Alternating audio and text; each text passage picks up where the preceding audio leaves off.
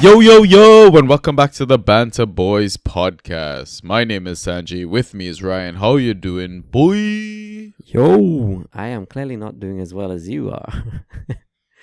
You didn't even drop the welcome. I know. It's just to highlight how drunk you are. I'm not drunk. I've, just had a very fun conference, as one does. Hey, listen, you lost your voice That at is your last true. conference. That is true. My They're voice fun, man. is intact. They're fun. They're so much fun. You learn a lot, you meet a lot of people, and, you just celebrate the end of each day of the conference. It's just a shame that tonight was the last night. Oh, really? Yeah. Tuesday night. Yeah. Weird. Yeah, it's weird, I know. It ends tomorrow, I think around like 3 or 4 p.m. I'm sure people are going to go for Okay, pints. that's better. Yeah. Yeah. It's still pretty much like another full day. It's just like tonight's my last night in Oxford, whatnot. Okay. So yeah. I mean, I'm not gonna lie though. They put us up in like a really nice place. I was surprised with like the state of the hotel and stuff like that, but no complaints. Been wined and dined. Yeah. I'm a happy bloke and looking forward to the Christmas break. Not gonna lie, because when this conference finishes, I still have to go back to work for a couple of days. I hear you. So the problem with Christmas break from a football perspective is there is no break. It's like non-stop. No, I mean that's why we're podding, right? That's why I took my recording equipment all the way to Oxford, just so we can entertain, not educate our fans and listeners. Entertain. Educate. No, neither of those work. Educating sounds like a drug, to be honest. So. I mean, we are a drug. We're an addictive duo, So I want some educating though. All right, guys. Welcome to the Bantah Boys podcast. If you are new to this podcast, we are a Fantrax podcast. We cover everything in the default version of the game. So typically how we run these pods is we have two halves. In the first half, we run a data dump looking at the default scoring categories of the previous game week, which would be game week 17. Then we catch up in our leagues, see how we did, any moves that we're considering, any issues that we're facing. Then we take a halftime pint and jump back into the second half with Twitter or Discord questions. And I think it's all from Discord. You know why? Because everyone's in our fucking Discord. It's great. It's really, really great. We even got a plug, by the way. Did you see that from Draft Espresso on Twitter? I did not. Yeah. He plugged the Discord, man. It was amazing. So shout out to you, Draft Espresso. Nice. We appreciate you, we you know what, before we get into like chats and bans and everything like that, I should do social plugs. Gotta do the biz part of the pod. So Ross, do your thing right here. Yeah, for sure. So you can message us on Twitter and Instagram. Our handles at BantahB. On Discord in the Draft PL channel, Bantah Boys #6585. On Reddit, /Bantah_boys. You can listen to us on Spotify, Apple Podcasts, Google Podcasts, SoundCloud, and YouTube, all under the name of Bantah Boys. All right. So, I mean, hopefully you've listened to us. Hit that like button, hit that follow button, especially hit that 5-star button, especially, if you you listen to us on Spotify, Apple Podcasts. I heard Google Podcast was closing down at the end of this year. No. Yeah, I think so. Though I'm not sure how many people actually listen to us on Google Podcasts. So listen, if you do, and there's another platform that we don't cover and we should, let us know. Slide into our DMs. Let us know. But yeah. I don't know. Is there anything else we should, I mean, there are a couple things we should definitely talk about. And I mean, we'll probably get into it, because, it's been brought up in our question segment, but someone lost their job this week. Yeah, the Coops. Harsh? No, I don't think so. A bit. Come? Maybe a bit harsh. I feel like it's harsh. But you know what? they have two squads. They could have just brought on two managers and made it work. I forget who's replacing Nuno? Yeah. Okay. I mean, I've seen like initial chats in like Fantrax groups and stuff like that, and the initial impression is like people like a little bit worried about the potential points output of some assets or even players in general, just because of his style of football. Yeah, I'd be worried too, as like Gibbs White owner maybe or something like that. It's a strange one. I don't know if Nuno's going to do that much better with that squad. I don't know. Yeah, exactly. I have no idea what to expect. I do want a fullback. I'm sorry, a wing back. Yeah. Because when I think Nuno, I think Doherty. Same. So yeah, I'm not sure what to expect, but yeah, man, that it really sucks for Steve Cooper. Like I genuinely thought they would have at least given him until the end of the season. It's not like he's like bottom of the table or anything like that. I mean, sure, they've had some shit results, but they've also had like weird injuries at different times, and I don't think they were like properly replaced Brennan in that squad. True, they did not. Sorry, I got distracted earlier, but just playing a game here. Guess Steve Cooper's age. Steve Cooper's age, 57. Minus 13. He's Fuck 44. Off. I saw an article Fuck when off. he got sacked, and I was just like, it said the 44-year-old, and I'm like, what? Is there someone else? Like, okay, Steve Cooper clearly does drugs. Like educate. 44? Are you kidding me? Yeah, yo. Mate, he could still be playing football. Like, what the I know, fuck? right? That's crazy. That is I would have never. That's a great quiz. Honestly, quiz question. Yeah. I would have definitely gotten that wrong. Yeah. Yeah, that's wild, man. But who knows? Like, I'm almost tempted to say now, like, Forest are relegation rivals, candidates. Like, they've got to be considered now, surely. I don't know. I think they're going to get a bit of a new manager bounce. I think they'll be fine. City are going to be docked 100 points, and then. So that's why they'll stay up. Yeah. I mean, listen, they're in 17th position, right? Sure, they're 5 points ahead of Luton Town, who's in 18th, but yeah, man, I don't know. It's a little concerning. I agree. I just feel like other teams are a bit worse off at the moment. Like, yes, they probably going to be scrapping at the end again. And it's not a place they would want to be after splashing all that money. But I just feel like the Lutons, the Burnleys, the Sheffields aren't there yet. Like, Luton has shown up size recently, but I think they're still going to be in that relegation zone for quite some time. Fair. Another thing I do want to mention is blue is the color. Football is the game. We're all together. City and won winning is Club our World aim. Cup. Yeah. Oh, not that. I was trying to sing the Chelsea song I because know. we beat Newcastle on penalties. I'm just cutting you off before you go there. Seeing some Chelsea You're lucky fans. I didn't break out into lyrics, like proper tunes and everything like that. I've got to respect my my fellow hotel mates, I guess. True. I don't know. I mean, I have a room to myself, so I shouldn't really give a fuck, but...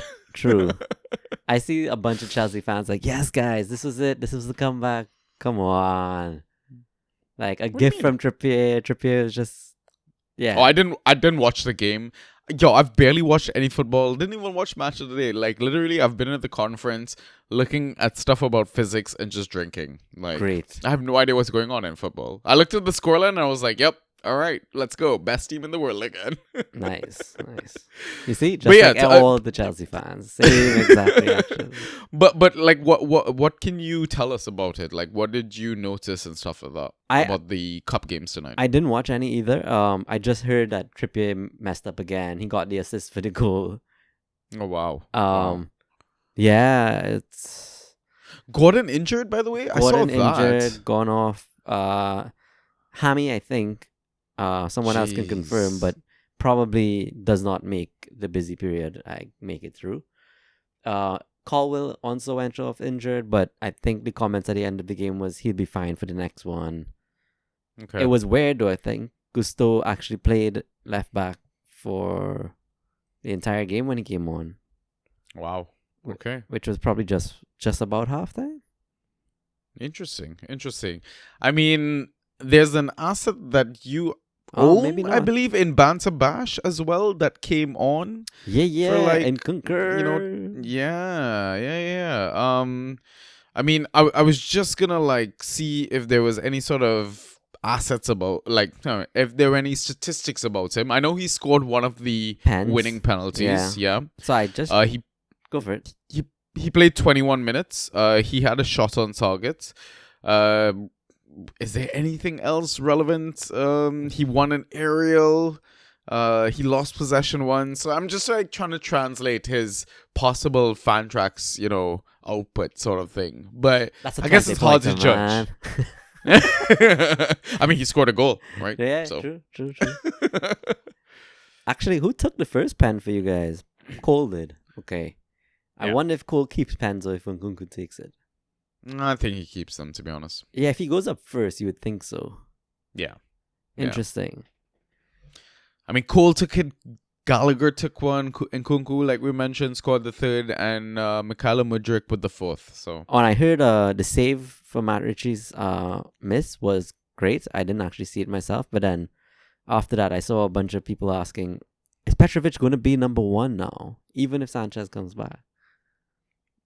I mean, you know my opinion on Sanchez. Like, Yeah. he's trash. Like, he's a okay shot stopper, but he does not fill me with confidence because he has these terrible fucking moments where he just puts the entire team in jeopardy.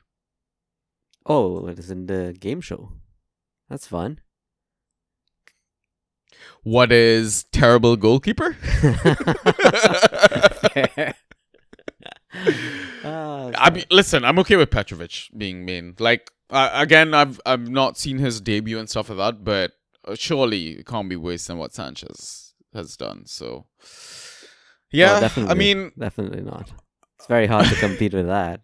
Ramsdale did it though, but yeah. I mean, other than that, I don't think anything massive happened. Champions League draw happened.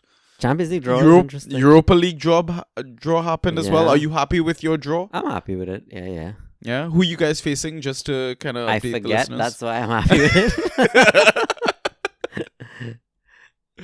it. So if fans aren't aware of who Ryan supports, it's AC Milan.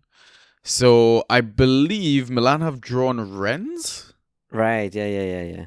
Right, and you guys are playing on the 15th of February, day after New Year's, the day after Valentine's. So I would expect that you guys should be able to get through that, right? And I mean, even the Champions League draw, like I feel everyone got like an easy draw. You find so? Oh, yeah. There's one good game, isn't there? Isn't it Barca? Inter versus Atletico Madrid or something. No, right? there's one. Who's Napoli playing? Barcelona. There you go. That's it. Yeah, but I think Napoli wins that, bro. I think so too, but I still think it'll be a good game. I mean, Porto versus Arsenal should be a good game as well. Porto played really, really well, right? They did, but you gotta just assume they have this. Arsenal, that is.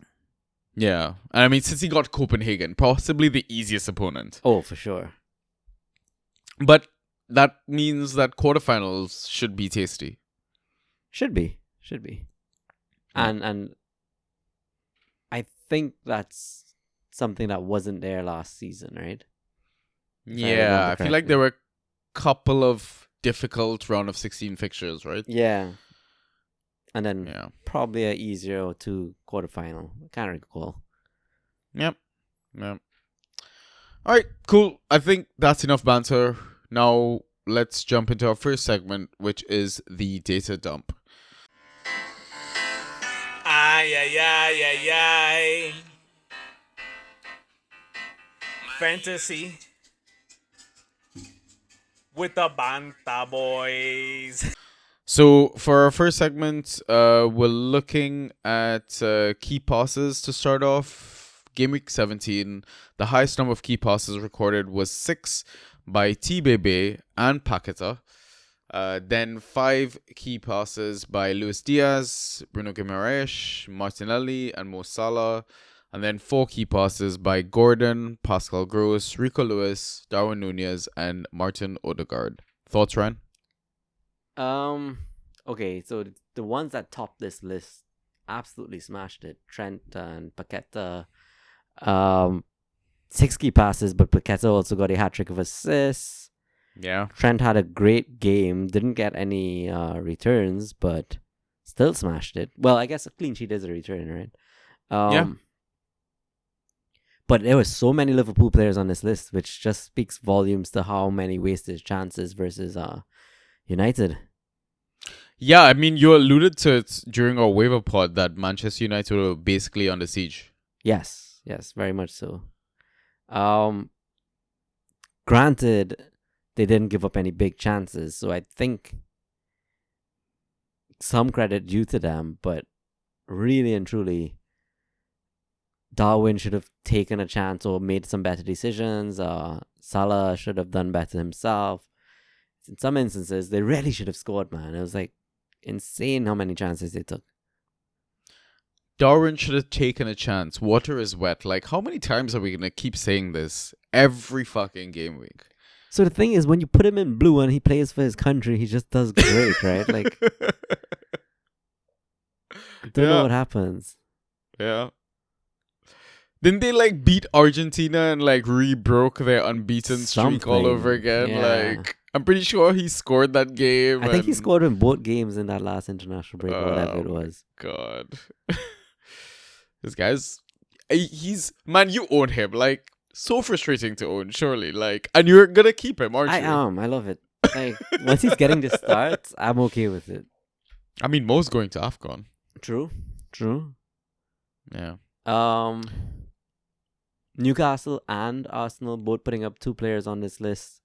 I don't want to go crazy for Newcastle yet because that was Raul's moment of madness that caused that, I would say.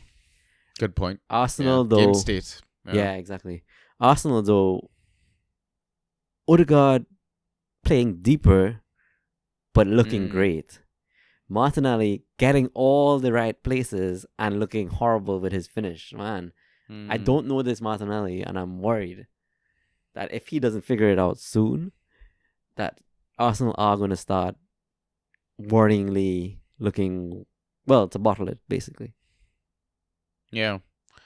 We talked about like Arsenal's attack looking better now. Their defense is a little leakier. Like, that being said, they still like pretty much shut Brighton out. I mean, I don't say that because they kept a clean sheet, but first 45 minutes, I don't think Brighton had a single shot. Like Mitoma, like we talked about waiver pod, like he ended up negative points, I think, Fantrax wise, which is really fucking weird for a Brighton team. But Odegaard has just come back with a bang from his injury. He really did. And looks amazing right now. Yep. I think a trade got mentioned in our Discord as well, like potentially like Sobo for Odegaard or something like that. Like, would you do that? Like, because Sobo's fallen off a fucking cliff as well. Yeah, he doesn't make any of the data dump lists this week. I would keep Odegaard, honestly. Odegaard's finally showing his round 1 value. I know some leagues do this like halfway through the season, they redraft. And I saw a guy asking our Discord, I get to keep one player from my redraft before we redraft. And Odegaard was one of them. James Ward-Prowse was another. And I think right now Odegaard has most votes. It's interesting. Yeah. But yeah. Makes sense. Exactly. I mean, he's captain. Could get a random pen. Yeah, and Ward-Prowse hasn't been ghosting as well as he's used to, right? Like when he gets his returns, yes, but he's not getting the double digits. Yeah, it's the same thing like I was just mentioning about Sobo as well. Like, after his 28.5 haul on October 29th versus Nottingham Forest, like since then, his points have been 2 versus Luton in 65 minutes, 7.5 versus Brentford in 88 minutes, 2 versus Man City in 72 minutes, 6 versus Fulham in 63 minutes. I mean, 21 versus Sheffield United, that's like, I feel like that's, you wouldn't be surprised. It's Yeah. versus Sheffield United, right? But then after that, 1.5 versus Crystal Palace in 73 minutes, 4 points versus Manchester United in 60 minutes. He's getting subbed, scoring shit. Like, at one point, he seemed like he was end of round 1, like mid round 2 value. Agreed. I think it's a matter of time. I think when the period gets less busy, and he's able to play full games again comfortably, I think then we'll start to see value from him again. I just bring him up because we see 4 Liverpool players in this category and he's not there. Yeah. He didn't get a single key pass and That's mental. did he? No, sorry, wait, did he? Yeah, no, he didn't. No. That's mental. Yeah. Crazy. I mean, other than that, Gross it makes sense. Rico Lewis. Bit of a surprise. We kind of bashed him, but you know what? Yeah. City don't have a game this game week. Don't even need to talk about it. Yeah. All right. Cool. Let's move on then. Shots and how many were in target. Which I did not obviously put in the fucking sheet. That's okay. You just do the first 2 categories, I guess. First 2 lines. Let me quickly just pull that up. Give me 1 sec. Okay. So the highest number of shots recorded in Game Week 17 was 6 by Mo Salah. He had 4 on target. And then 5 shots attempted by 3 players here. Miggy Almiron with 1 of his 5 on target. Martin Odegaard with 1 of his 5 on target. Cole Palmer with 2 of his 5 on target. And then there's a bit of a long list for 4 shots attempted. There's Trent with 0 on target. Gabriel Jesus with 2 on target. Cody Gakpo with 0 on target. And it should be noted, he had 4 shots in 28 minutes, coming on as a sub. Right. So again, alluding to Manchester United just being battered in that game. Morgan Gibbs-White had 0 of his 4 shots on target. Anthony Gordon with 1 of his 4 shots on target. Kai with 1 of his 4 shots on target. Konate with 1 of his 4 shots on target. Martinelli with 0 of 4 on target. Alex Moreno with 2 of his 4 on target. Bukayo Saka with 1 of his 4 on target. Matheus Cunha with 2 of his 4 on target. Son with 2 of his 4 on target. And finally, Callum Wilson with 1 of his 4 on target. Thoughts, Ryan? Yeah, so again, we see 5 Arsenal players here. Really good game week for them. How many? 4 Liverpool players. And I see you highlighted 3 Newcastle. Again, It's against 10 men, so I'm not going to go crazy for that. But we know Callum's potential when he's fit and playing. So no surprise to see him there. A lot of people you would expect, like Salah, even Almiron versus 10 men, Cole, Odegaard, Trent. Those are likely, right? Like the random ones, though. Konate, what is he doing on here? Moreno. Everyone was shooting, man. Yeah, for exactly. Liverpool. Moreno getting his chance finally. Capitalizing, scoring his goal. Yeah. But 4 shots, I didn't realize he was that involved. Yeah. Cunha, like you said, always, you dropped him right into Fuck form. that guy. Yeah, ghosting really well again. Yeah. But it's so annoying, man. Huang, his counterpart, got me -1 this game week. nice. It's crazy. Very nice. Yeah. I Still did want won, to throw out, so I sorted just now by shots on target. Yeah. Vardiol, for some reason, has 3 shots, 3 on target. What the hell? Wow.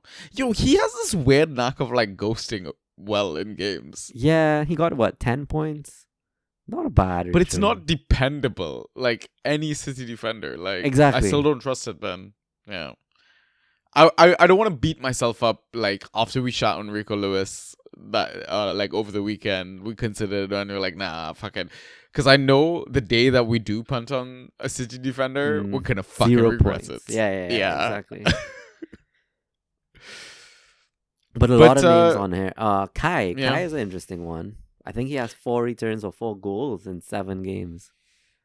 Man has come, like he's shown up at the right time for Arsenal, and I feel like I've had this chat with people before, and maybe you as well. Like, I feel like Kai has had big moments for Arsenal, even when he wasn't getting the Fantrax points early on in the season, but now he's doing a bit of both. Yeah. He's scoring very, very vital goals for them, and it's helping them be at the top of the table. So. Yeah, agreed. Good for the people who stuck with him. I barely know any of you, but someone must exist somewhere. Dead teams. Maybe. Yeah. Maybe. Other than that, I think everything seems fairly straightforward. Like Cole Palmer, I mean, it's no surprise he's up there for Chelsea. Morgan Gibbs-White for Forest, like talisman, right? Same with Son for Spurs. So Yep. Cool. All right. Now let's go to accurate crosses into the box. Highest number was 5 by Kyle Walker, and then 3 by Gordon and Kraft. Thoughts? Kraft is nuts. Yeah. I mean, he came on for share and absolutely smashed it, as we talked about on the waiver pod. But, whatchamacallit? Kyle Walker, what the hell? That's a Yeah. shock. Yeah. More that Like- he's getting them accurate than Yeah. because he doesn't go as well usually. He's been No, much he better this doesn't. season than usual, but Also, what's going on with City this season, man? I'm not worried. I hear KDB is training again. They're gonna just be fine. Because last time, well, I mean, what, they've won the title, 3 seasons in a row now? Yeah, and I mean, And every time there's been a concern, they're behind, or they're like, close to like letting it slip. And it's like you said, you talk about KDB, it's like big game players. Like they can, they can easily start smashing teams all of a sudden. Like Grealish, for example, was nowhere near the starting 11 for most of the season. And then I feel like last few game weeks, he's just been getting consistent attacking returns. yeah. I forget what I was gonna say. Oh right. It's kind of, I think, goes back to what Chris constantly says though. One of our maniac buddies. They won the treble, right? Like, what's next for you from there? So you expect a drop off because there really is not much more you can do. And then losing Gundogan has been a massive blow, of course. Yeah. Their new additions in midfield haven't had a very settled time, right? Looking at like Nunez, Kovacic, yeah. Fair, yeah. All right. Now, in terms of like extra categories, tackles won. The highest number was 7 by Nico Williams. Dispossessions, a high of 5 by Kudus, Palmer, and Paqueta. Interceptions, there was a high of 7 by Anthony Robinson, 5 by Gallagher. Clearances, there was 15 by Varane, 10 by Diego Carlos. Successful dribbles, there was 5 by Kudus, 4 by Guimaraes, Odegaard, and Paqueta. Aerials, there was 9 by Lascelles, and then 8 by Bear, Tarkowski, and McBurney, who played 66 minutes. And then block shots, there was a high of 4 by Lewis Dunk, and then 3 by Mainu, Shaw, and Soucek. Thoughts, Ryan? So actually, the fact that Paqueta and Kudus show up in 2 categories here, and it's 2 that makes sense, right? Successful dribbles and then dispossessions. But what that triggered in my mind was, no West Ham player showed up in the other categories at all. Yeah. And they won, 3-0? Yeah. Kudus brace, right? So that means Yeah. he didn't even take 4 shots. I think he took 3, scored 2 of them. But strange to not see West Ham when you win 3-0 on any categories here. Anthony Robinson still finding avenues to point somehow. conceded 3, scored 10. Yeah, just ain't no thing. What else? What else? Aerials, a lot of players stepping it up. Like Lascelles expected, McBurney, Baird, Tarkowski, all expected.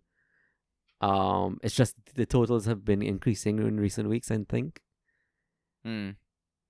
I mean, Varane one makes sense as well, right? Because they Yeah. were getting battered so much. Somebody has to fucking kick the ball away. So, True. Gallagher by the also way, ticking along. yeah. By the way, Kudus, like there's a couple of people I think that are in like redraft leagues in our Discord, and I've heard or seen like chat about it on Twitter somewhere. But if you were like drafting at this point of the season, which round would you be taking Kudus in? That's tough. Does he go ahead of Bowen for you? No, he doesn't. But Interesting. I think he does go early second round for me. I think I'd take him ahead of Bowen. Yeah, I can see the argument, and he has a way higher ceiling. Like, Bowen is very return dependent. He doesn't get massive scores, but he's ticking along nicely. I don't know, man. I feel like Bowen has a slight bit more consistency to him, but Kudu's explosiveness is up there with the best of the best. Yeah. Yeah, I can't think of any other names that kind of jumps out and are worth talking about, really. Agreed. So we'll move on to our next segment then, which is league updates. All right, Ryan, how did you fare in Game Week 17, mate? So I mean, is it over? I don't know. It's still up in the air, but Fair point. I would say it was a good game week all around. Wins on both my leagues, ones that I really care about. Wins in those cup games as well.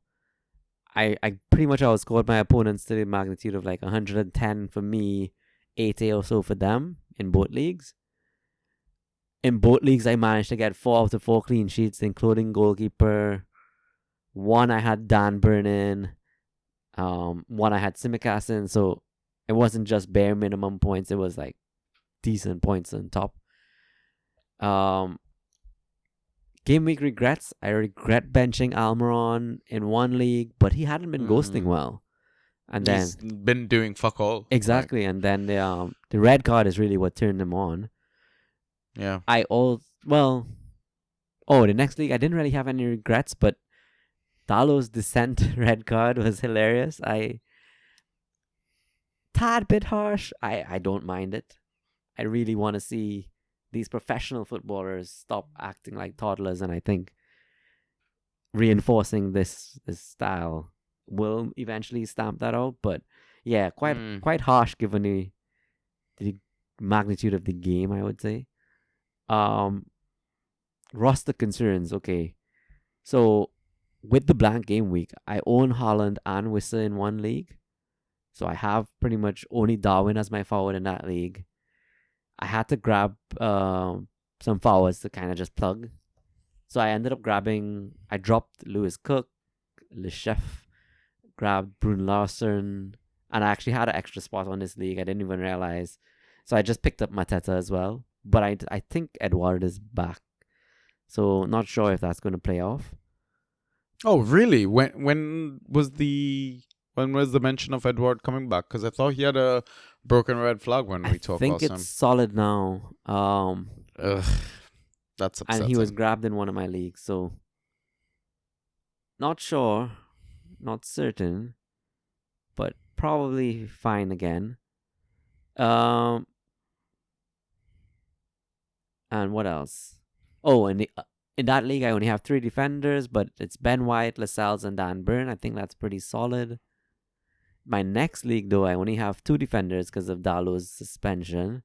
And the defenders are Livramento and Simicast. Actually, I think I own Joe Gomez there too, so maybe I have the handcuff on that one spot, but I don't think Liver is nailed anymore. Which sucks because I feel like he put up his highest score for the season last game week. He did. Yeah. But I guess I have the capacity to drop players in that one. I also dropped Le Chef there, picked up Carlos Vinicius. Jeez.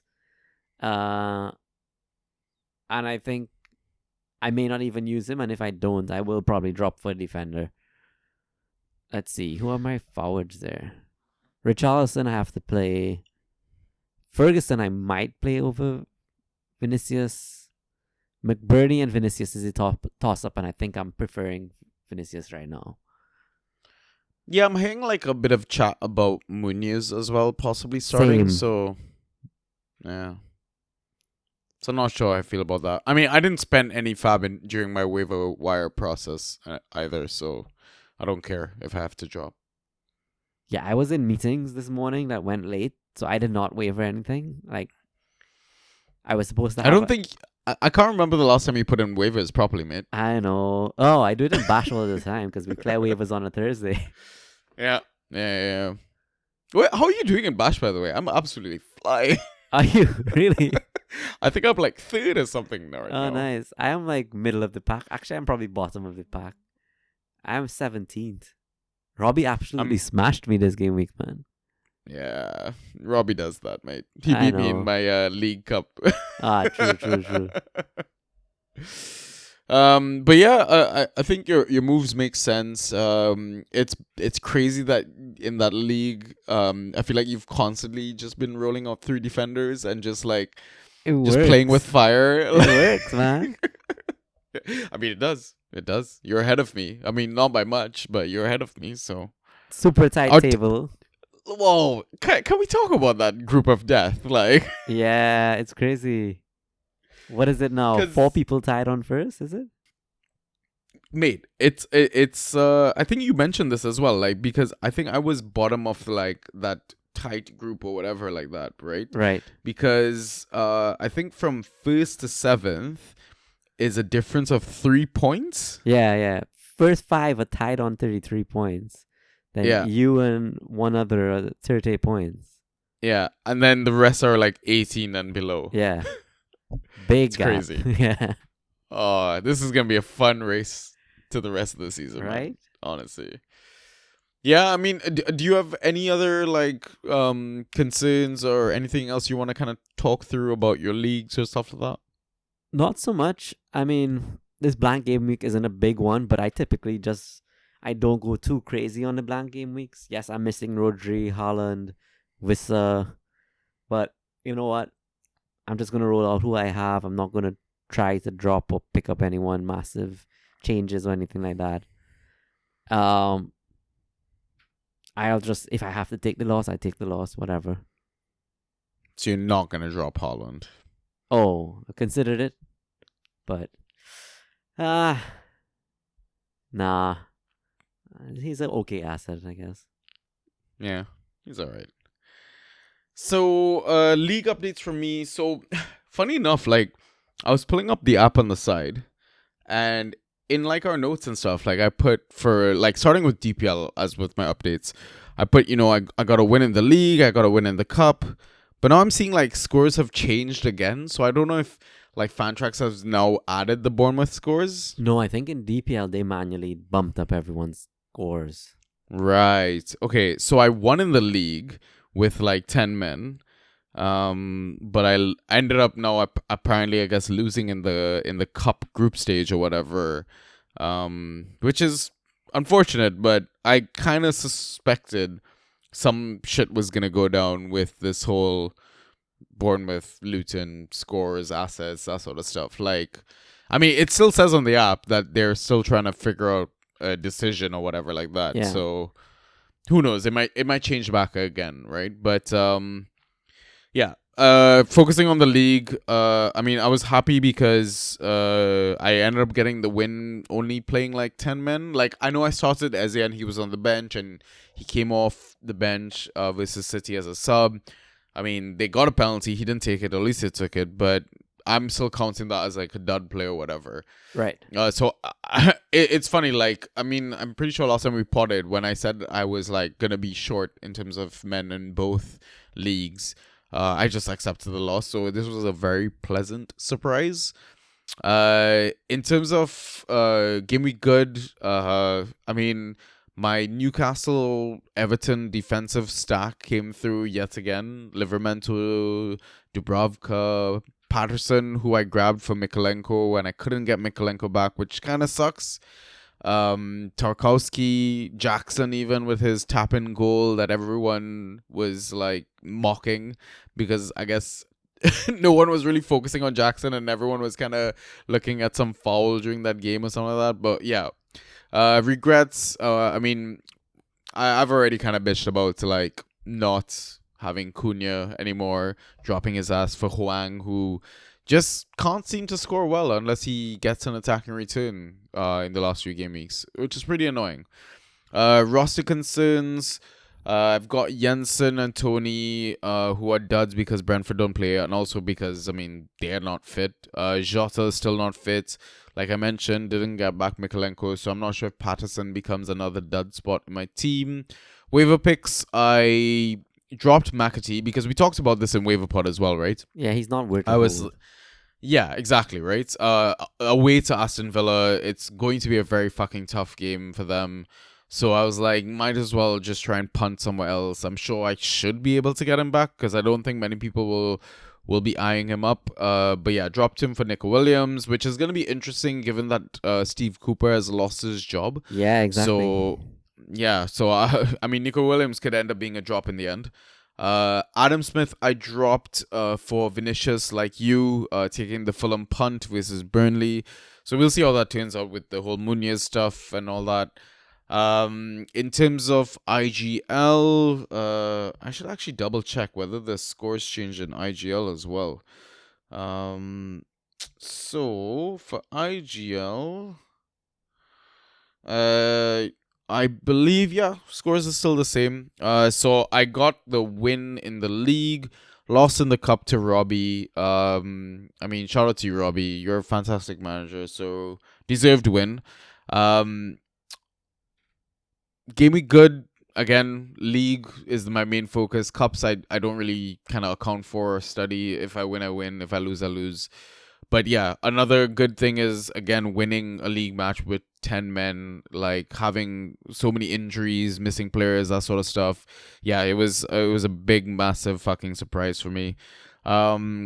In terms of regrets, I guess nothing really. I mean, the good thing about it as well is, like, I think this game week is the week that I grabbed Keane as a free agent.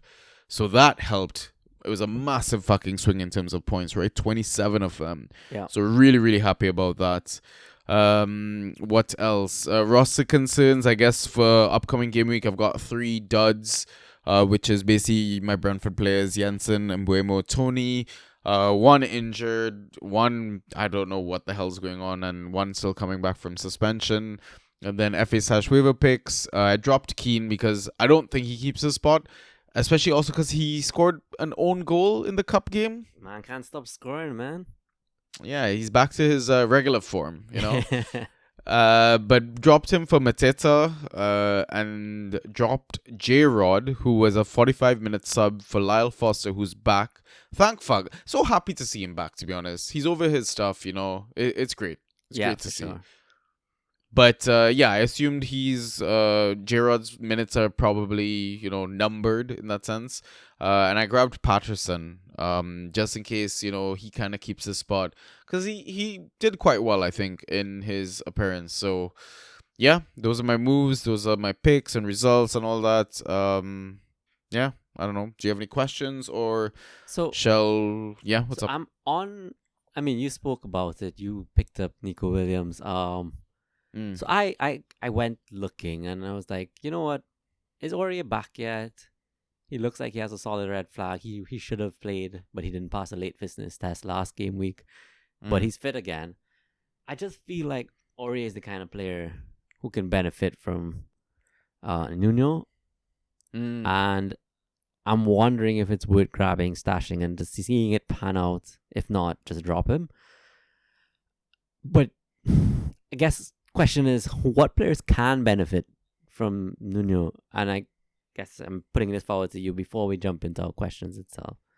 Yeah, I mean we've got a question about that exactly, right? Yeah. So maybe we can Wait. just save that answer, Sure, yeah, for sure, then. sure. But it is a genuine concern because like now I'm even thinking about it like in terms of how the fixtures are staggered for the upcoming game week, like the Forest fixture and Everton, for example. Like I'm thinking about one of my rosters, like the one I just mentioned. Mhm. Like let's see, in the DPL league I have Nico Williams. Do I have Nico in the IGL? Let me actually double check that real quick. Give me 1 second.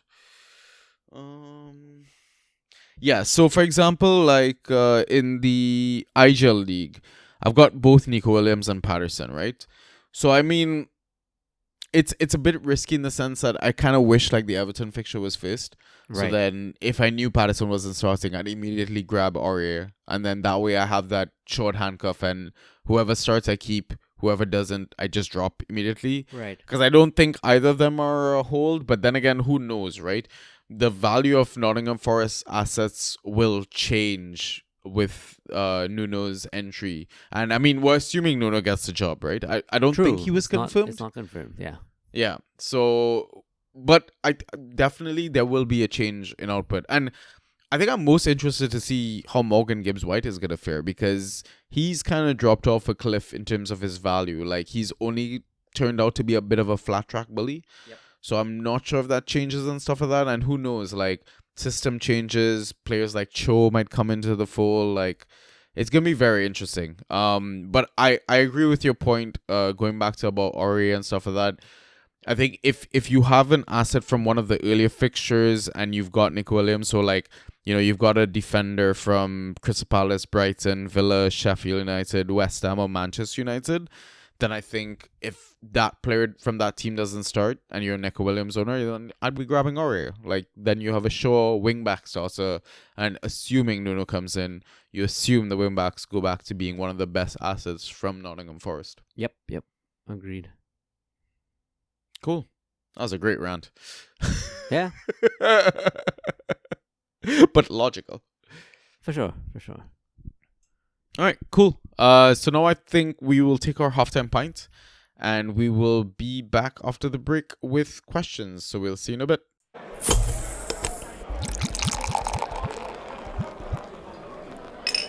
And we are back. Okay, so we got a lot of questions. All Discord. All Discord. But by the way, did you do any Christmas prep? Define prep. I cooked a ham over the weekend. Ooh. Yeah, it came out nice. And you didn't even put it in the Discord? Oh yeah, damn it. I have doubles so often and I always forget to post in Discord. It's like as it enters my hand, it's in my mouth. So Yeah, I don't blame you. yeah. I made a lot of pastels over the weekend, by the way. Yeah, see? Mummy made as well, and came out great. I went collected my share. Did none of the work, ate all of it. Oh yeah, so good. They usually like her and her siblings, two of them. They share pastels amongst each other, so like they'll each swap like 10 or 12 pastels. So you get variety. You don't have to eat the same kind, the same taste every time. It's a good time. Yeah, we made chicken, beef, and lamb Nice. this season. Yeah. Should be interesting. But yeah, I mean, if you're interested in what we're talking about food-wise, we've got a channel for that in our Discord, and there's pictures, so come check it out. Yeah, apart from that, my team at work, we're doing our Christmas thing on Thursday. I've done. You're doing Secret Santa for We that? are. Oh, what did you get your person? I'm assuming they don't listen to the pod, so you're not going to ruin the gift. No, it's like they collect cows. I got them a stuffed cow. Okay. It's For a weird, second, it's I was weird. like, you got them a whole cow? Like, I know this is Trinidad and, like, cows are, like, a thing, I guess. Like, I'm not getting married, man. Yeah. dowry. Dowry, exactly. um, what about you? How do your prep going? Good. I mean, again, I put up like pictures in the Discord. It's terrible, man. I think you've been more active in the chats, and I've kind of just been busy with life. And when I do get time to come in the Discord, I don't read messages. I know just drop pictures and like, "Hi everybody, I love you. I hope everyone's good." Like, You're that I'm guy. just dropping good vibes, you know. Yeah, you're that But guy. yeah. So this weekend, we decorated the tree. Made pastels. Yeah, just kind of hung out with my family, helped them with Christmas prep, getting the house ready, a bit of DIY stuff. I was doing my Christmas shopping during my conference today. Like, so when we went to the drinks at one point, after all like the talks and stuff today, people came up to me and were like, "Oh, what were you working on your laptop so hard, man? Do you have something due?" I was like, "I'm doing my Christmas shopping, mate." Like, Nice. Those snuggies aren't gonna buy themselves. there you go. I don't know what you're talking about, but I think we should jump into some questions. Let's do it. Let's do it. All right, so I think let's go, back and forth, take turns, that sort of stuff. So I'll let you go first. Okay, first question up from Harbor Boy. I know it's Harbor Boy, but I prefer Harbor Boy. Yeah. How do I solve a problem named Marcus Rashford? Do I just have to keep him on my bench and hope he gets better at some point? At this stage, he's actually worse than having an injured player in my squad. If Mo's in your league, give him to Mo. Yeah, Mo would give you good value for Ash. I think Mo is the only manager I'm aware of that still believes in Marcus Rashford's potential of scoring points. You mean you're not trying to handcuff Rashford, Martial? And Only you would do such a thing. So, okay. I admit he's at an all-time low, right? Like, very, very, very low value on Rashford right now.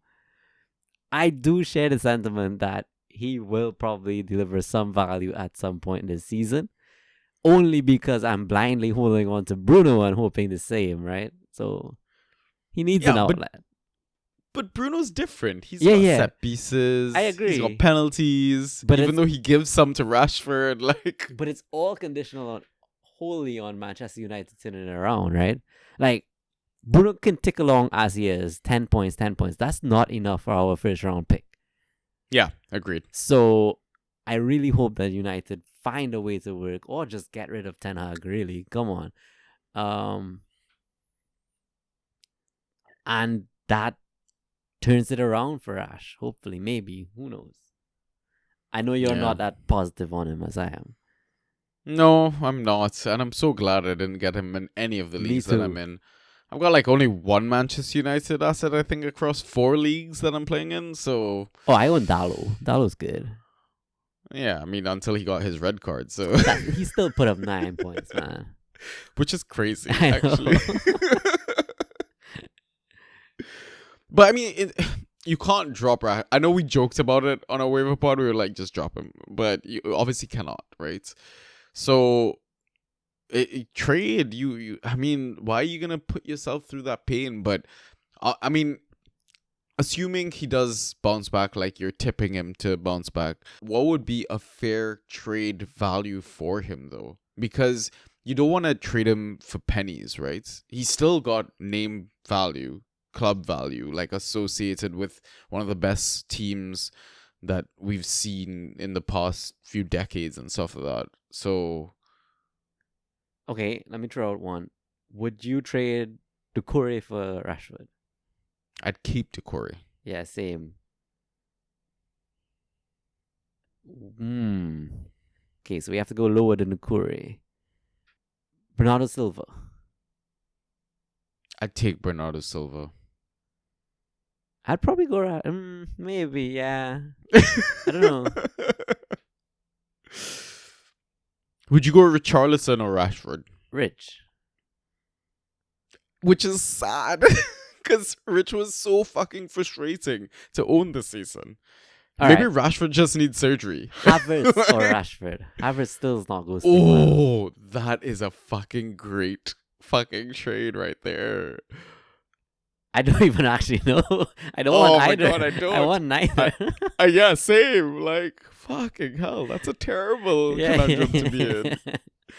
That's a fantastic, like thinker, but oh my God. That's a great one. You know what? We should put that poll in our Discord and see what people think. Yeah, we should. That's a great fucking trade. Yeah. Wow. Basically, yeah, I mean, we're saying- selling high on Kai, really. right? Basically, yeah. And we're Yeah. saying you're not getting much value out of Rash. Yeah. Yeah. Yeah, I mean, I would try and trade him. Don't keep him on your bench. Because like you said, I mean, you nailed the fucking point, right, Howard Boy? He's worse than having an injured player. So Yes. All right, cool. Our next question is from Subatomic Squash. Help me decide between two Chelsea boys as my defender 4/5. I picked up Gusto last week, but I see Badiashile on the waiver and I feel like he may be a better choice over Gusto for the nice run of fixtures that Chelsea have. I don't want to roster both of them. Which one should I stick with?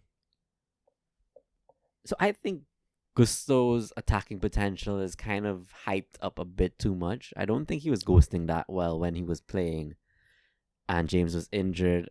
I actually think Badiashile will be a better asset and more nailed. So Agreed. Yeah, agreed. Like, I think his double assist that he got in that rout versus Luton was inflated by just Raheem Sterling having good finishes. right. Because it was like, hey, Raheem, take the ball. Raheem does all the fucking hard work. Like, dribbles through everyone, has good finishes, sort of thing. Yeah, I guess if it was like FPL, I'd prefer Gusto, but in this format, I think Badiashile. I wrote about Badiashile, I think, in my waiver article this game week as well. He's got decent ghost point potential. He's already gotten an attack and return for the season. I think he started 4 of the last 5 games. Yep. 90-minute performances. Yeah, I like Badiashile. I prefer Badiashile. I think Gusto can easily be rotated in or out. Like, Yeah, especially one if bad Colwell's fine, Yeah. right? Yeah, exactly. So yeah, I think we're both on the same page there, Ryan. So yeah, thanks, Subatomic Squash. We'll move on to the next one. So next one is from Draft Espresso. Thanks again for shouting us, the Discord. Obviously putting it to use. He asks, okay, this is actually just a very hypothetical one, but let's say we included managers in this crazy old game that we all play. How would you score your managers? And he gives some suggestions, right? Like minus points for bookings on the sideline, positive points for impact subs made by your manager. Any other ideas? I love that positive impact. Yeah, thingy, it's so like, hard to that's a solid gauge one. though. What I really want to know though, if you have Eddie Howe, do you halve his points because Jason Tyndall is also like a manager? So I think like good pressers should get you good points. So Ange would be a beast and Howe should just be out the door. Like you tell Yeah. so many damn Yeah. lies, man. Yeah, -2 for every lie that you tell. Right? Or like Pep. The vagueness around his updates, like, oh, I don't know if this player is fit. Yo, I would not be shocked if Haaland's out long, eh? Yeah, it's true. Some managers like Pep like to hold their cards close to their chest, man.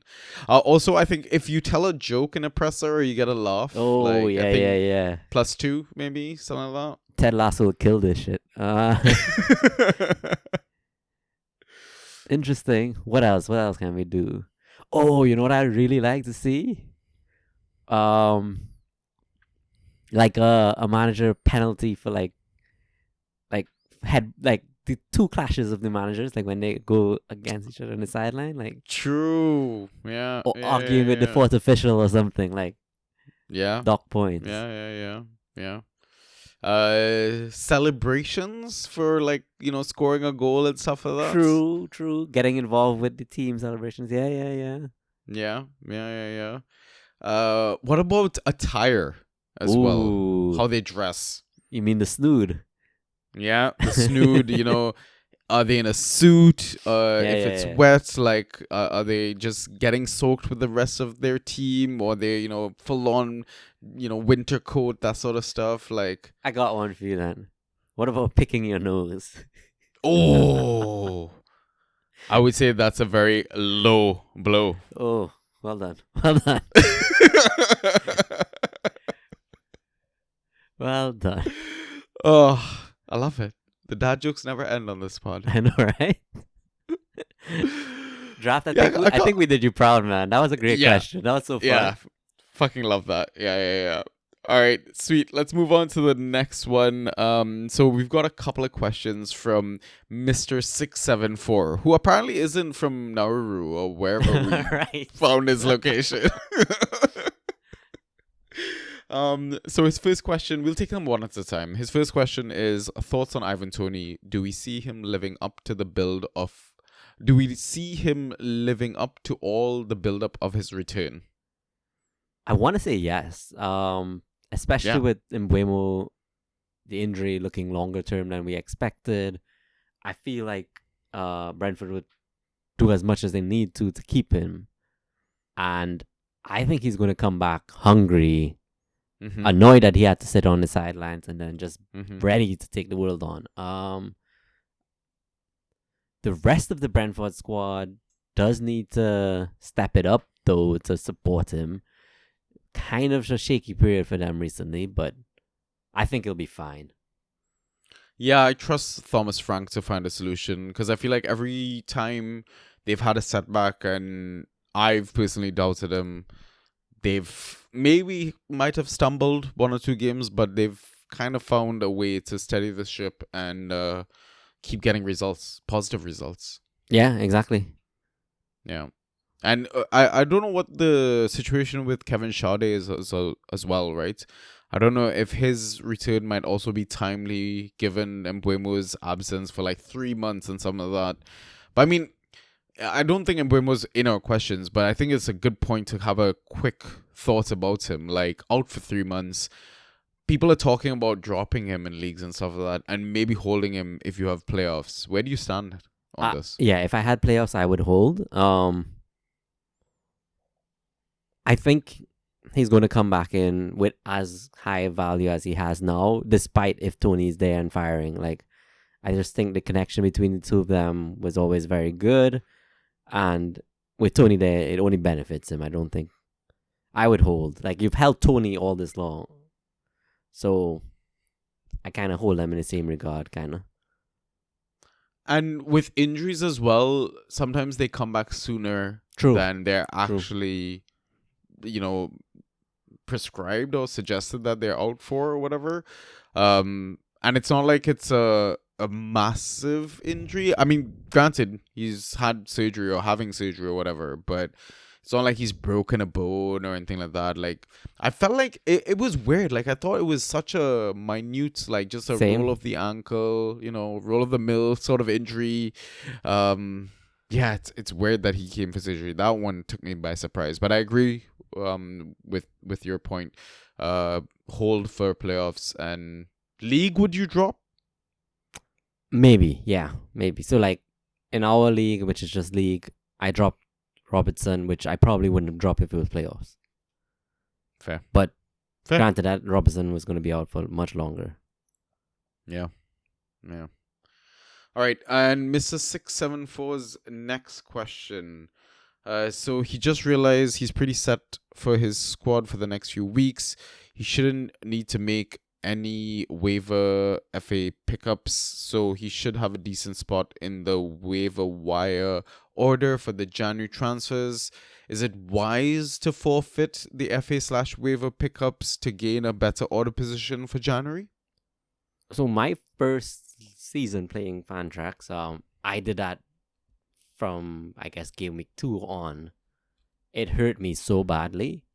But at this point in the season where it's so close to the the Jan window, it probably is worth it if your squad can last throughout this busy period. I do think the wins on paper are more important than being in an ideal waiver spot for Jan. So if it is coming down to I need to pick up this player to have a full squad for the game week, so I need to waiver someone, or I just need to pick up a free agent to get my win in a given game week, I would prioritize that over holding on to that waiver spot. But at this point in the season, yeah, I think you could easily wait it out if your squad looks decent. Yeah, I think it's very squad dependent, league dependent, where your season's at, that sort of stuff. I think January is always a prime opportunity to get a top asset. There's not going to be many of them, Correct. but I think there will definitely be one that stands out. I mean, we've had some top players come in January windows before, right? Verge, Bruno Fernandes, Aubameyang, like... So there will be opportunity for it. But again, I think, Ryan, you've made a great point. It really is dependent upon your situation. So I think maybe for Mr. Nauru, that if he can afford to wait, then why not hold out? Yeah. Cool. All right. Let's move on to the next question then. All right. Next one from one of our regulars. Love the name. Squirtle did it. Okay. What are some of the trades that have been executed in your home leagues and any other leagues that you're a part of? It doesn't have to be your own trade, but trades that other owners have done as well. And how would you rate them? Ooh. So, I mean, we could probably talk about the league that both of us are in together. Okay. Right? Yeah. Which is the DPL Com League. So I'm just pulling that up right now. So the first trade that was done. Should we go from most recent to back? Yeah, sure. So I'm seeing that apparently Purvis Estupinan was sold for 6 fab. What? I'm now seeing that too. That went under the radar. That Yeah. happened last game week. What the fuck? 2 days ago. That sounds ridiculously cheap. That is crazy. But I guess there's no clear indication on the timeline of him coming back, so I get it. Yeah. But Yeah. really cheap. Interesting Very one. cheap. Yeah. Before that one, Cody Gakpo for side Ben Rama. Rotation for rotation, okay, fair. Gakpo is the Yeah. better rotation, I guess, with AFCON coming up, maybe. Better But team. better team as well. Weird one, to be honest. I don't know Yeah, even shit how for to shit. feel. Yeah. At least Gakpo gets more minutes than Benrahma. Yeah, I think so. So I mean, funny enough, even before that, Gakpo was part of another trade, but it was Gakpo and Awoniyi at that point for Joelinton and Anthony.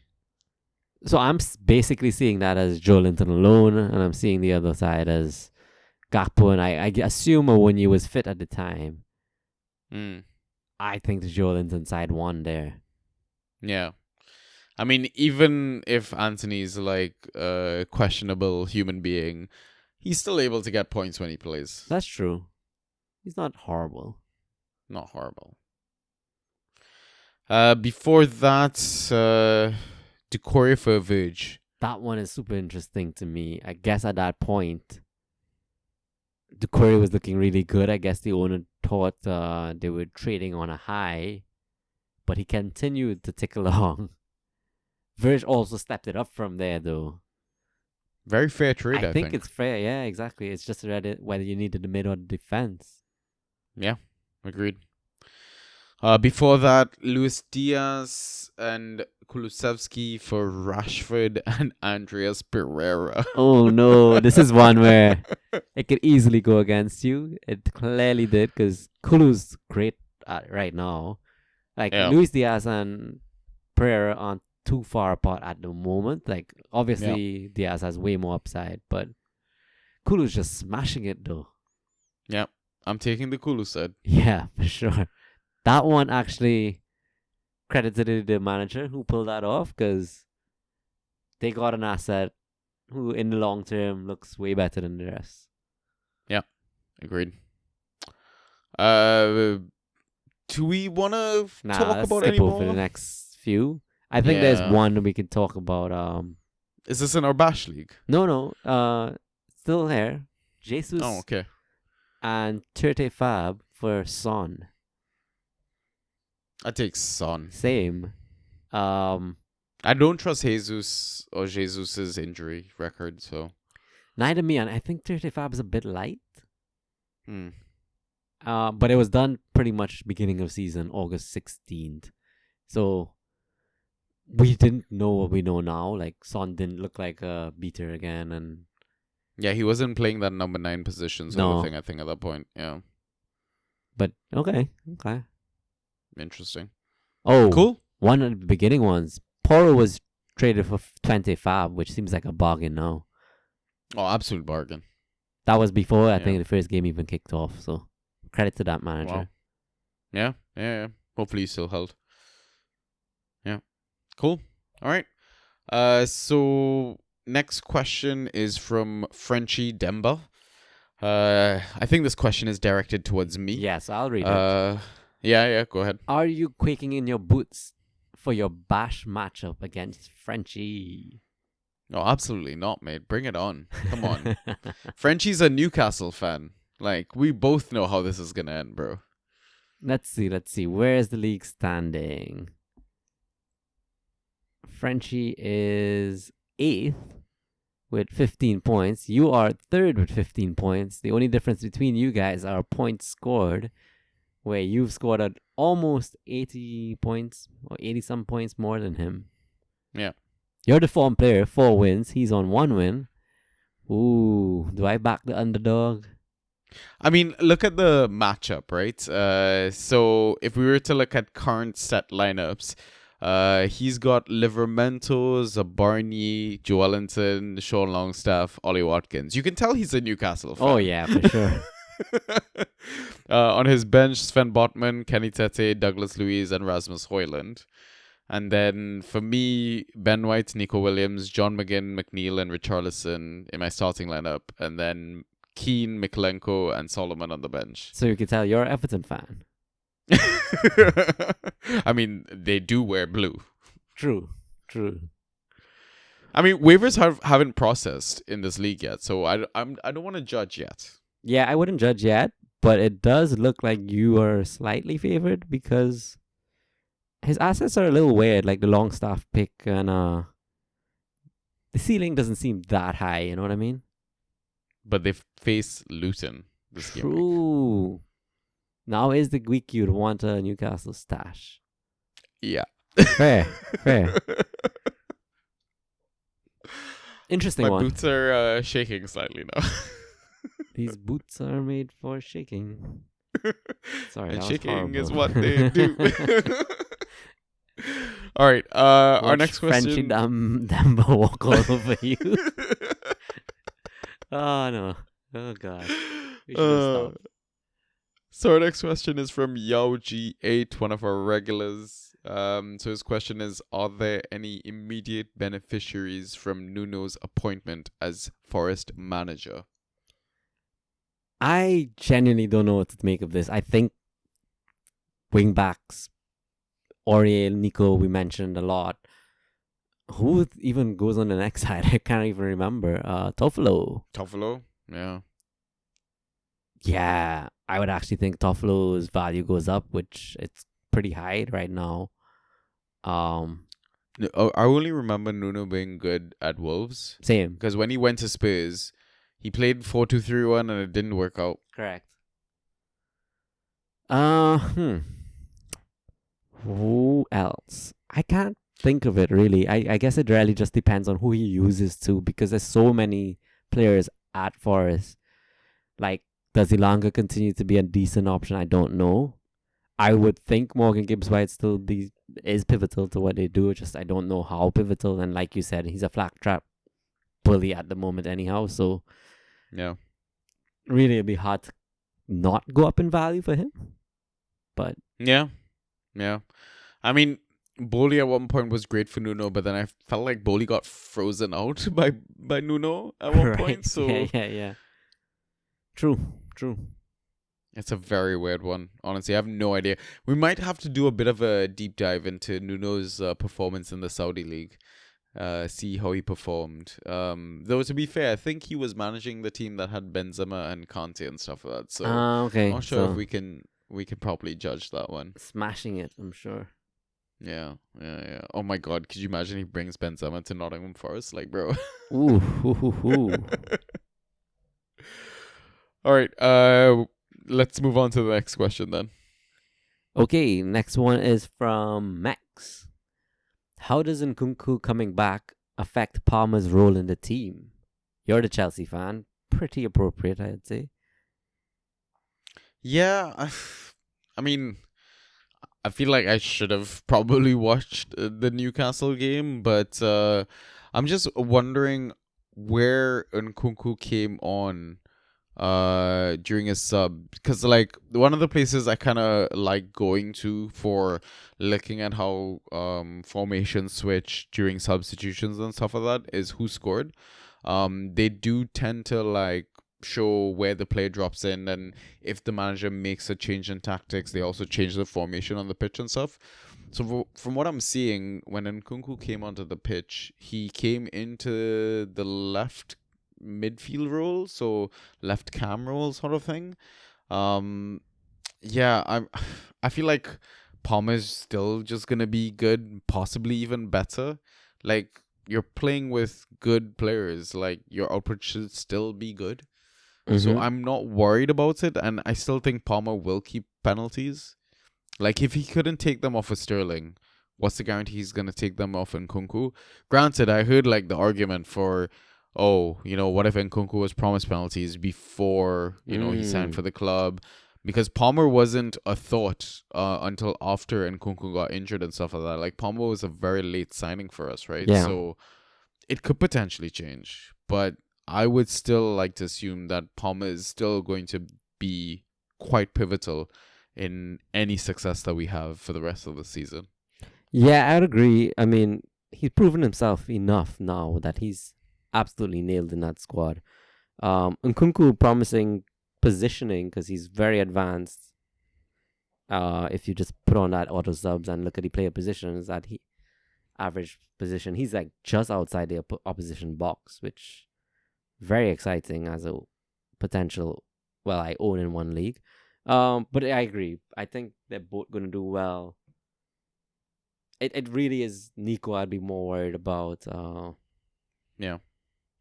Yeah. I mean, Nico has AFCON, right? So he's going to be absent for a bit, right? It's just, are there setbacks to Nkunku's injury? Like, Yeah. what if he flops, like, when Nico's away? Like, I still think Nico is, pivotal to certain ways in which we play, and I still think he adds a lot, regardless if he gets attacking returns or gets you Fantrax points. Like, I think he still has a lot to offer to the team. So yeah, it'll be interesting. But like you said, I think everyone else suffers. Palmer should be safe. Same. Sweet. All right. So next question is from Mo. Which player do you think will benefit the most from Salah going to AFCON? Oh, he's got a lot of questions. Let's answer that one, and then I'll go on to the others.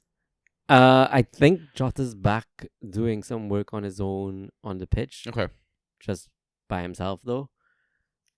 I think Jota needs to come back into that squad. They really need him. His composure, his finish. Earlier on, I would have thought Darwin, after seeing him pretty much shit the bed for multiple weeks in a row. I want to say it's going to be Gakpo. I don't know if it is, though. But I feel like it's a matter of time before Klopp needs to trust Gakpo again, give him some opportunities to get that spot, right? I don't know. I wonder if Elliot maybe gets more minutes or benefits? Because I'm just thinking of who do they have out and out for that right wing? I'm not sure. Yeah, that's what keeps coming to my mind is like someone has to play on that So right good play side. there, no? Maybe. Where's Yeah, he play maybe. for Hungary? Does he play left wing? I think it might be left. He plays on the front too. I think Sobo can play there. But I think Gakpo also benefits though. Yeah, I think You're so. right there. I do think Gakpo gets something. Does Darwin potentially become a waste asset? That's my concern, yeah. Who gets pens? I guess that's the person who's gonna benefit a lot too. Jota? If Jota's fit? I'm not sure.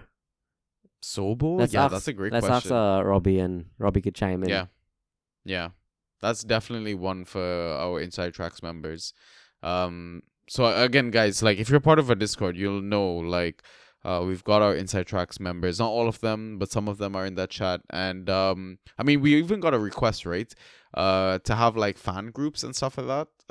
So if there are team specific questions, you can like tag the team, and it should tag all the relevant fans and stuff like that, and you get more direct relevant input or feedback with respect to your questions. But yeah, this one is definitely a bit confusing, a bit of a toss up. Yeah. But yeah, I think we kind of hit the right points. I'm glad we were on the same page about the Nunez worry though. Yeah. Because him and Salah definitely do have a connection. They do. Yeah. Okay, cool. Next from Mo is what's your plan with Mbuemo? We kind of talked about that, We did. right? So I don't think we have to touch on it much more because he's saying he has playoffs, so he might keep him till then. I think his other question is Nkunku the real answer for Chelsea's struggle? Because I feel like when Nkunku is back, the same question will be asked: what's his best position? So is he worth trading in, and do you think he's worth it? He also says a lot of questions. Don't kick me out, guys. So we just touched on Nkunku as well. I do think, I mean, I've said this before on some assets, and they've not always panned out, but I do think he has what it takes to hit the ground running in the Premier League.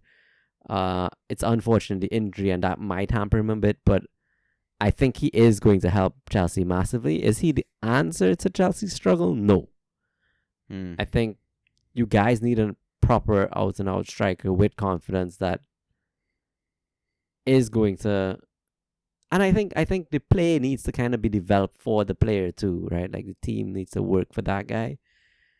Kind of like how Drogba was that focal point, and I mean, I guess you had Lampard in the middle. It was kind of unfair to make that comparison, but yeah, I don't really feel like Poch has an identity with Chelsea yet. So I don't think Nkunku's going to be the answer, but who knows? Yeah. You as a Chelsea fan, anything you want to add? My gut keeps telling me I think he's just going to be like return dependent initially. Really? Yeah, I don't know if he's going to be the ghost player we think he's going to be. Okay. Or maybe other managers might suspect he's going to be like. Yeah, just like because like the formation we saw even versus Newcastle, it was like a 4-2-3-1. Right. And I just suspect like Cole and the other midfielders like Gallagher and Enzo Caicedo are going to be feeding whichever front three is going to end up playing. And I just feel like even in preseason, from what I remember, like Nkunku was more like of a tap-in merchant, right place, right time, scoring goals sort of thing. I mean, he might link up, but I don't. He doesn't strike me as that sort of guy. But again, he's not played a single minute in the league. He's just back from injury. Things could change. Injury to other players can change. Tactics can change. Like, we have no fucking fullbacks, mate. Like, yeah. Who knows, right?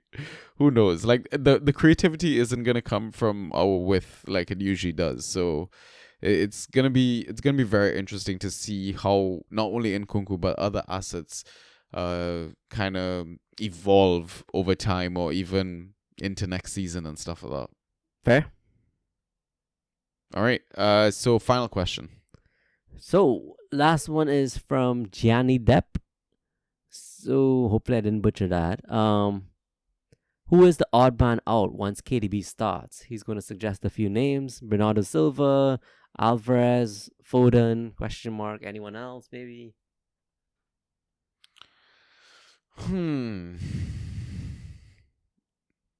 Alvarez takes a hit.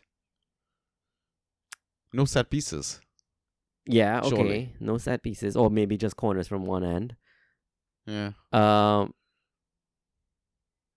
I just think Pep, with a properly fit squad again, could go back to what he does best, the Pep roulette. I think all of them take a hit. Is there a chance that Alvarez does worse in ghost points? Not like he's been smashing it recently in ghost points, but then becomes goal dependent. I think, Like, yeah. I'm just thinking like KDB playing like a number 8 or deep playmaker and just putting in the perfect ball into the box and people just waiting to smash them into the back of the net. Yeah, we know his connection with Hall already. Yeah.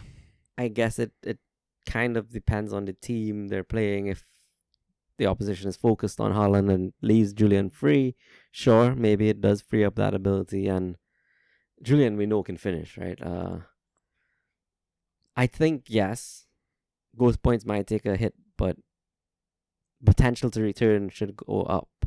I think the team as a whole potential should go up. We know the quality of player KDB is. It's just from a minutes perspective, I think everybody's got risk a bit more. Yeah.